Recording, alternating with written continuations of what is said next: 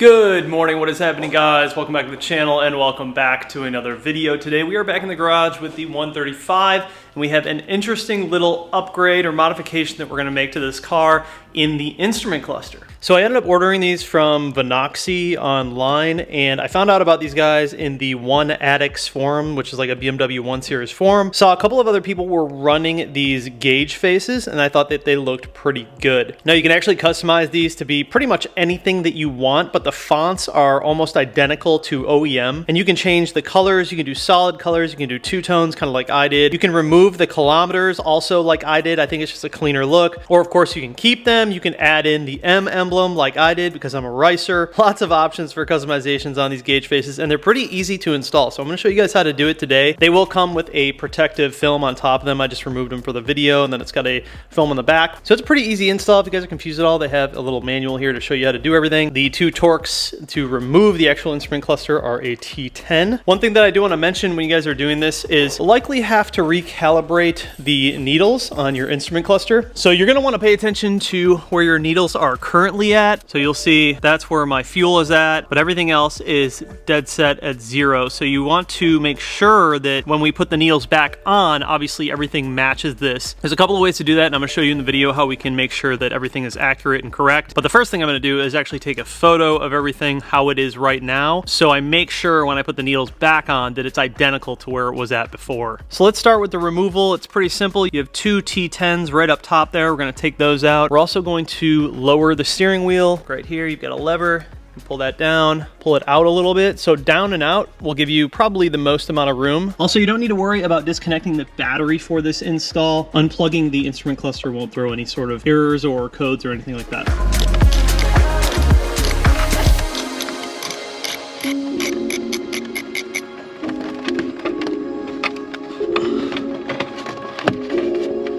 Move this aside. Mine's going to be a little bit different because the previous owner actually tapped in a methanol injection LED right up there in the top corner. So I'm going to remove the wires for that. And then you have the actual instrument cluster plug right there in the back. Has a pretty basic locking mechanism. I'll show you guys how that works here in a sec. So for that little plug in the back, the way that it works, it's going to be locked in like this into the back of the cluster. You press down in the middle and move this little locking mechanism and it'll push itself out. That's all you need to do for that. Obviously the two other wires that were for the methanol injection light, you guys aren't gonna have those. Don't worry about it. All right, so we got it out. Let's take it over to the workbench and start pulling it apart. Man, so I'm looking at these. This is gonna make a big difference. I decided to go for the two-tone. I saw these in another 1 Series car and I thought it looked really freaking good. Obviously this isn't something that you have to upgrade or have to change, but really it all just comes down to preference and what you're into. I personally think these look a lot cleaner and I also really like the way that the gray illuminates at night against the white needles and the ambient lighting. So I think it's gonna look really good. But like I said, they have tons of different colors. You guys can do all white, you can do all gray, you can do all black, you can do green, red, blue, yellow, all kinds of stuff. And then of course you don't have to remove the kilometers. I just decided to do that because I thought it looked cleaner. So on the back of the cluster, on your guys' cluster, you're likely gonna have 4 little screws right here. Mine are not there. They were probably just removed when they did the instrument cluster light right here and just never put them back in. Not the end of the world because there are 6 tabs that go around it and actually hold it into place. I think those screws are just for like reassurance. We could go ahead and throw some new ones in, but I really don't think it's that big of a deal. Nonetheless, the way to get these off is we have these little tabs around here, all the way around the circumference of the cluster. I'm gonna go ahead and pop those open, pull the back off, and then we're gonna have access to the actual gauge faces.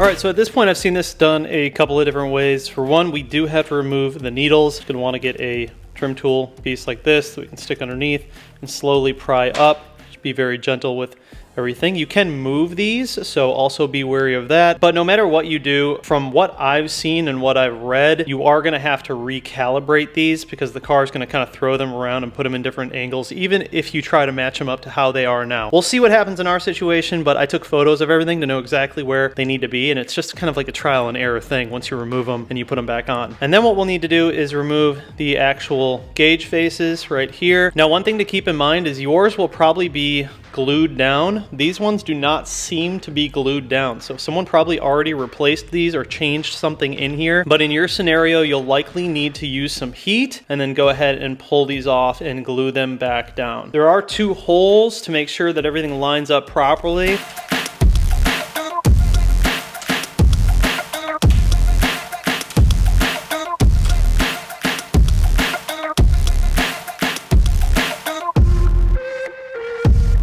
So on mine, there aren't any adhesive. I did see some tutorials online where they had like adhesive on the back and it stuck to it, but this doesn't seem to have any adhesive. So I think you just literally just pop it on. So on the edges, these little tabs right here, these are what lock the actual gauge faces onto the cluster. I did see a couple of tutorials online where they actually had adhesive on theirs, but none of these have adhesive. My factory ones don't and my new ones don't. So no sticking, no adhesive mess. Maybe it's just on different models or something, but on my car, don't need to worry about it. So that's good, that's lined up, and it'll literally be obviously the exact same thing with this side. So you'll see there's no adhesive, it just pops right off and locks into these little side pieces right here. The other nice thing is the quality feels the same as OEM. These feel nice and thick. You just wanna make sure that you remove this backing on here so the light behind the instrument cluster can shine through. So let's go ahead and remove that and then throw this one on and it should just snap right into place.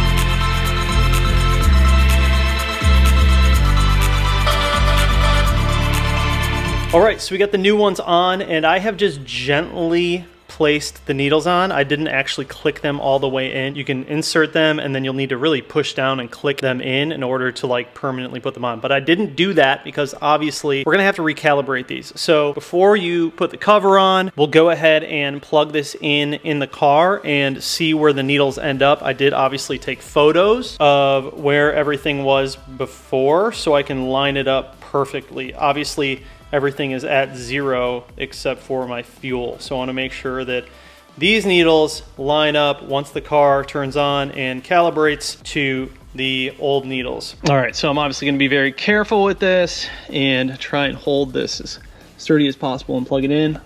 I'll go ahead and do it. All right, so the needles are already freaking out, which we already knew was going to happen. So what we're going to do is we're going to 0 these out. I'm going to turn the car on into accessory mode, and then I'm going to pull the needles back off and put them where they need to be so everything is calibrated correctly. All right, let's do it first. Let me do this one first.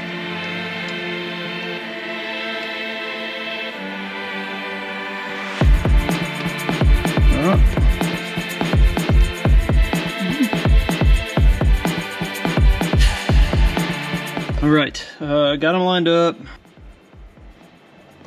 Looks good on this side.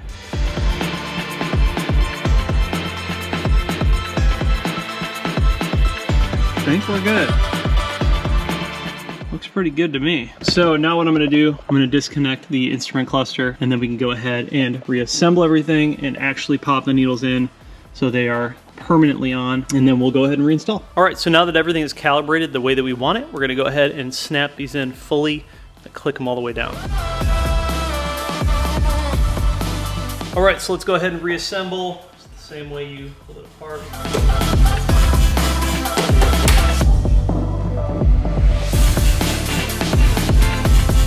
So now we'll go ahead and plug her back in and then throw in those T10s. We should be good.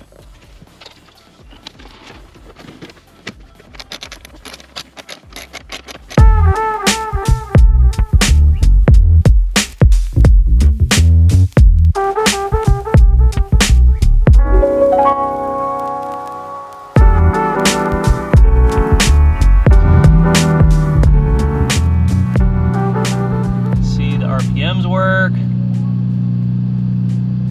I love the color, man. The two-tone is cool. It's definitely a little bit different. And the M even lights up. Pretty sweet. One tip to make this a little bit easier if you guys are doing this, so you don't have to sort of guess on like the values for my fuel. Obviously, everything else is going to be 0 when you're in accessory mode, but For the fuel, you could just go ahead and fill the tank all the way up, and then you know for sure that it's gonna be at the 1 when you put the new ones on, so might make it a little bit easier for you guys. The gray and black is cool. I saw someone else's car that had this, and that's why I went for the two-tone like that. But you guys obviously can do whatever you want. They have all gray, all black, bunch of different colors. I think I'll also order like an all white set. I think that would look really cool. And then have like the M in black or something like that. Just something a little bit different. These ones are very OEM. They look very, very OEM, like the car could have came from factory with these on, which is kind of why I like them. But if you wanted to change it up, you could definitely go another route. I think these turned out really good. Super, super easy install. Like you guys can do this in probably 15 minutes, 15, 20 minutes.